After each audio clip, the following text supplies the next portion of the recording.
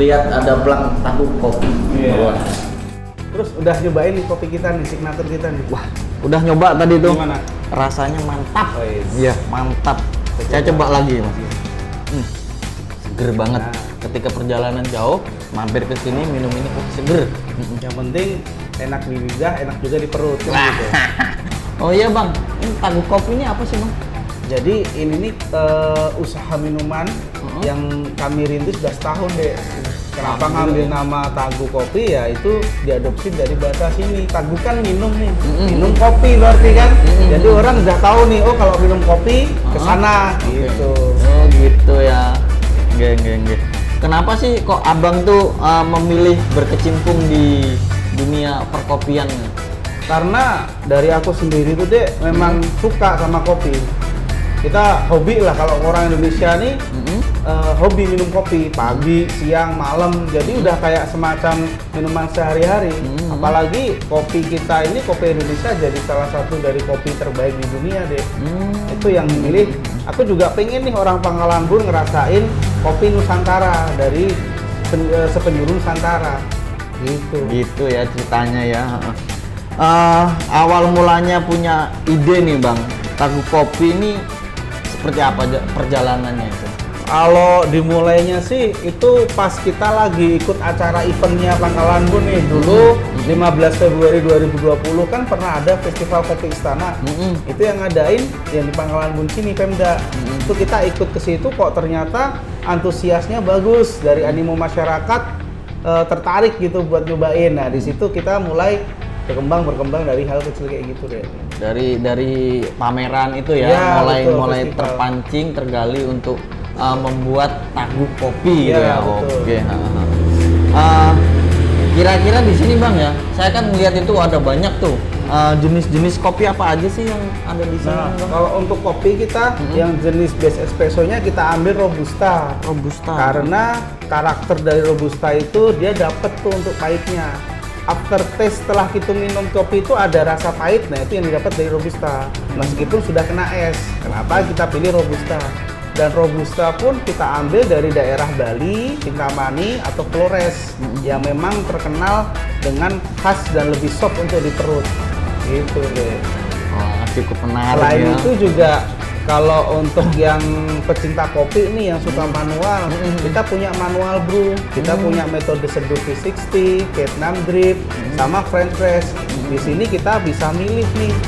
Jadi para pecinta kopi di Pangkalan Bun pengen minum pakai Arabica Flores Manggarai atau Arabica Gayo, dan juga ada jenis kopi lain yaitu Arabica Mamosa atau Karangploso dari Jawa Timur. Karangploso jauh-jauh semua ya. Jadi memang konsep kita pengen bawa kopi se-Indonesia buat di sini. Jadi semua orang bisa nyoba gitu. Jadi nggak harus ke sana kan. Iya. Terus kemudian nih Mas, saya kan penasaran nih dengan kopinya ini Mas. Nah, itu kira-kira diproduksi sendiri atau mengambil dari agen di kota sendiri atau di luar kota? Oh iya, kalau sendiri, untuk supplier ya kopi kita ngambilnya kebetulan dari relasi. Itu namanya Krista Devi. Dia termasuk dari salah satu juara kejuaraan roasting nasional di tahun 2019. Dia supplier juga, termasuk pengolah kopi juga, dan mentor kita nih cara bikin kopi. Ya? Iya, yang ngajarin dari nol nih. Nggak langsung otodidak gitu ya? Iya, jadi berarti kita tetap ada mentor gitu. yang ngajarin bagaimana sih memperlakukan kopi dari itu dipanen di petani sampai ke roaster dan sampai ke kita baristanya. Oh gitu, iya. Kemudian Mas, nih kan saya penasaran juga nih gimana sih memilih karakter atau biji kopi yang bagus itu loh, agar penikmat di sini tuh bisa menikmati sensasi kopi yang ada di sini gitu.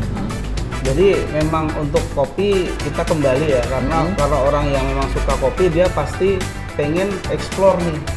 Karena setiap daerah nih punya jenis kopi masing-masing. Cuma di sini peran yang sangat berperan itu petani. Petani kopinya. Petani kopi itu berperan 60% dari dalam secangkir kopi.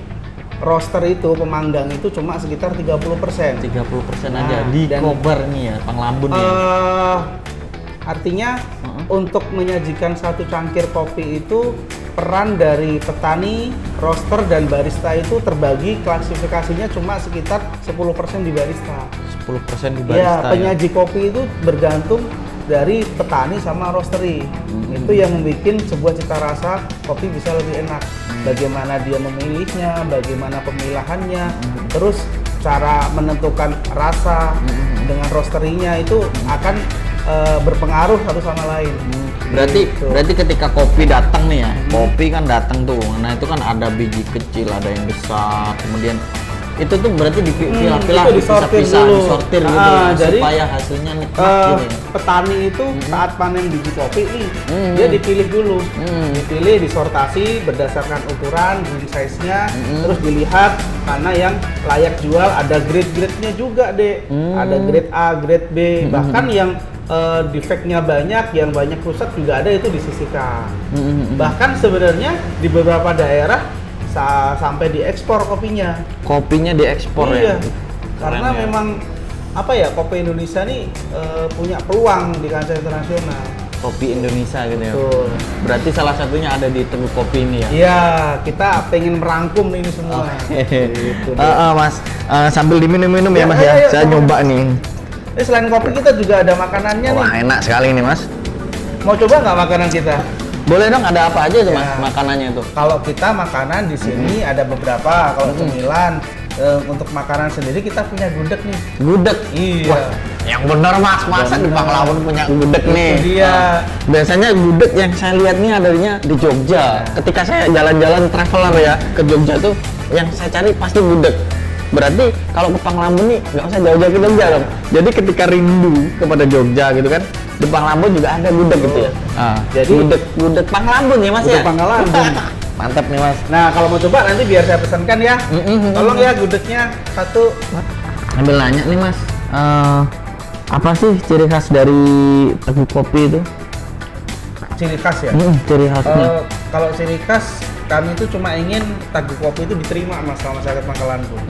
Jadi nikmat di lidah, nyaman juga di perut. Nah, makanya di sini kita pilih biji kopi dengan karakter yang soft. Jadi dia nggak terlalu strong juga. Kita kan nggak tahu nih yang nikmati kopi ini orang dengan tipikal yang seperti apa. Tapi kita di segmen di tengah-tengahnya. Jadi orang bisa minum dengan nyaman tanpa takut sakit perut atau yang mana gitu. Nah setelah itu juga kita datangkan sirup khusus kopi itu kita bawa dari Bekasi langsung mas. Kita datangkan Bekasi langsung. Jauh juga Mas ya. Nah kalau untuk sirup kita pakai rasa sirup Norco dengan merek Norco, itu dia kebetulan untuk di Kalimantan baru kami yang pakai. Jadi untuk di Kalteng ini khususnya belum ada suppliernya, masih baru banget. Dan ini sudah lumayan dan ternyata responnya lumayan bagus. Setelah setahun kita pakai, cocok aja gitu mas. Nah, apa bedanya Teguh Kopi yang ada di sini sama kopi-kopi yang sudah mulai menjamur nih di Kota Panglamun ini? Apa sih bedanya? Memang kalau untuk kedai kopi kita sudah banyak di sini ya. Dan konsep awal kami memang sebenarnya kedai kopi itu siapa saja itu bisa ngopi. Nah, jadi tidak harus dengan yang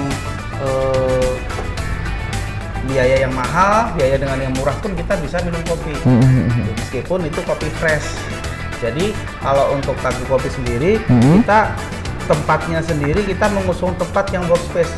Kayak Mas Ade lihat nih di sini, kita konsepnya lebih ke workspace. Jadi orang ngerjakan tugas-tugas kantor, tugas kuliah bisa di sini dengan konsep co-working space, satu meja, dua kursi dengan setiap colokan di meja. Itu yang mungkin bikin kita beda dengan yang di tempat lain. Yang tempat lain. Iya, justru kita malah cari sunyinya, senyapnya. Gitu.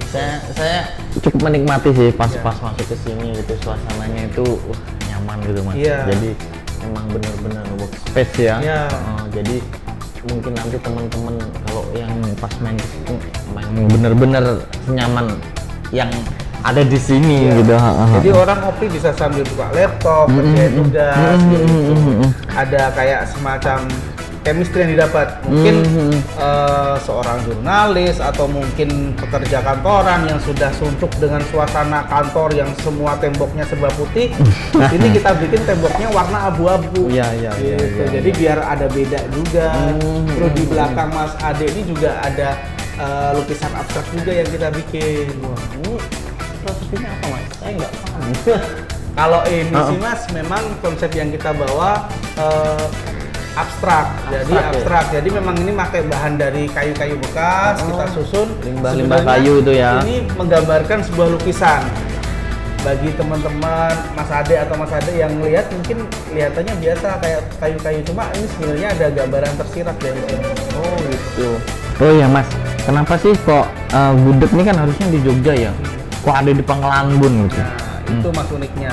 Di sini kita pengen bawa nih nostalgia, rasa rindu, kangen kampung halaman nih ke Pangkalan Bun. Kebetulan gitu. kan saya dari Jogja nih mas. Ya asli ya? Asli Oh Jogja. asli Jogja, wong Karena Jogja. ada semacam missing taste, jadi ada rasa yang hilang gitu loh. Kecintaan dari kerinduan sama masakan nenek nih bikin akhirnya pengen saya bawa ke Pangkalan Bun. Dan saya yakin nggak cuma saya nih yang kangen sama gudeg Jogja nih. Pasti banyak warga Pangkalan Bun, terutama pendatang Iya. pengen nih atau pernah studi di Jogja misalnya, tempat jalan-jalan pasti pengen ngerasain gudeg juga Yes, kan. betul sekali Gitu. mas. Saya juga sebenarnya kalau nggak ke Jogja, nggak ngerasain gudeg itu Jarang berarti, ada ya. berarti belum ke Jogja gitu. Iya. Berarti ketika nanti saya rindu Jogja, saya bisa mampir ke Bisa sini kesini, ya. Mas. Makanya ini sambil kita tunggu nanti kalau gudegnya datang. Iya. Ada cobain deh Mas Ade. Oke, Siapa oke, tahu oke. nostalgia kan rasa gudeg di Jogja bisa terobati itu. Bener sekali. Iya. Mas. Iya, iya, iya. Nah, ini udah datang gudegnya nih. Wah. Sama Mas Ade cobain sendiri nanti. Iya, iya, iya. Iya, iya, terima kasih. Wah, menarik ini mas. Silakan dicoba Mas. Oh iya mas. Ini menarik sekali. Saya coba gudegnya dulu Ya. ya.